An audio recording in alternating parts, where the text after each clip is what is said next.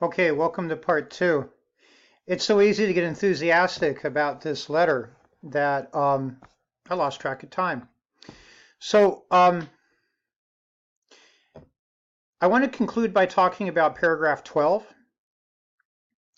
because we get an extraordinary about face on the part of King at this point where he leaves off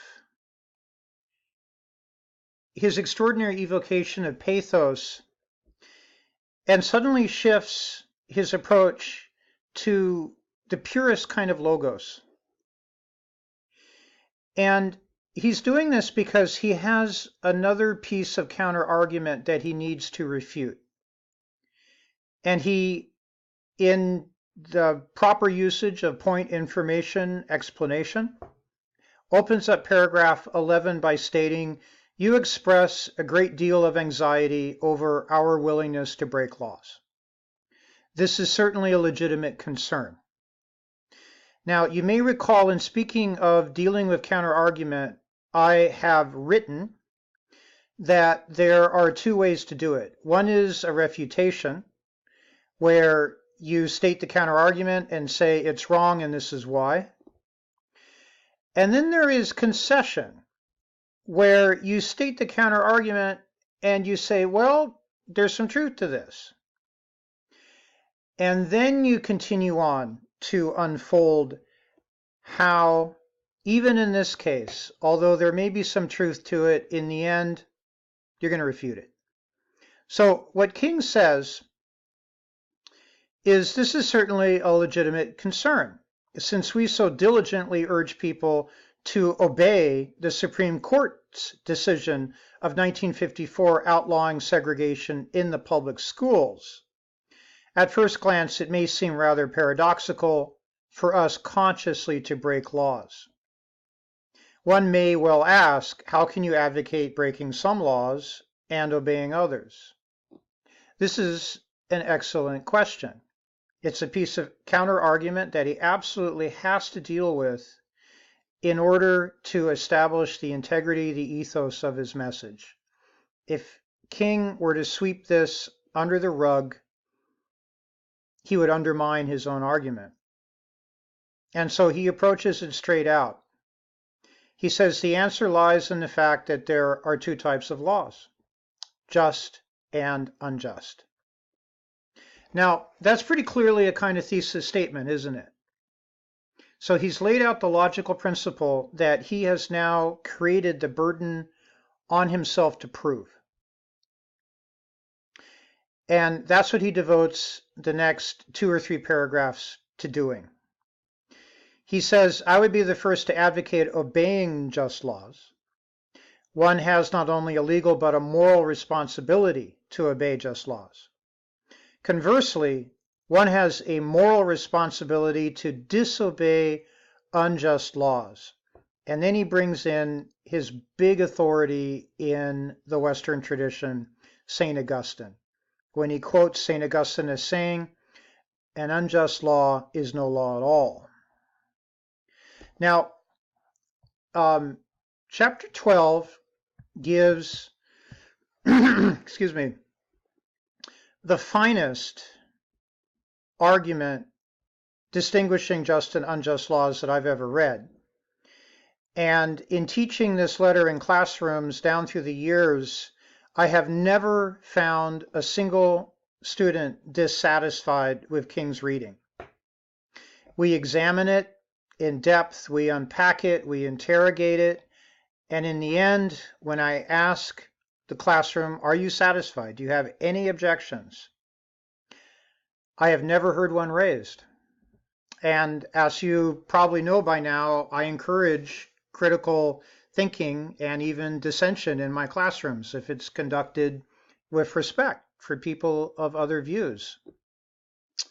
No objections here. King, in this 12th paragraph, utilizes the purest kind of logos. He begins with definitions, that just law is a man-made code that squares with the moral law or the law of God.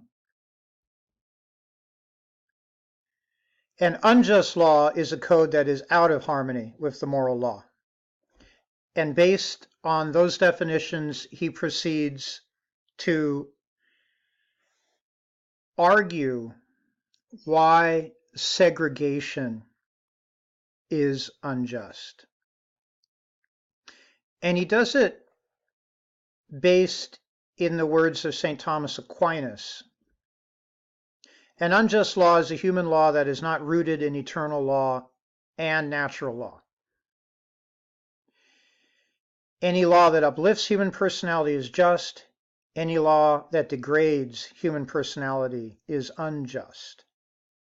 Now, at this point, I would ask you to think about the many laws that we live under in this country.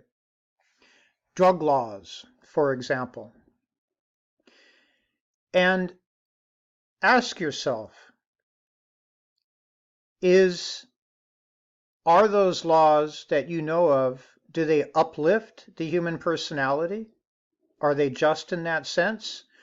Or, in fact, do they distort the soul and damage the personality?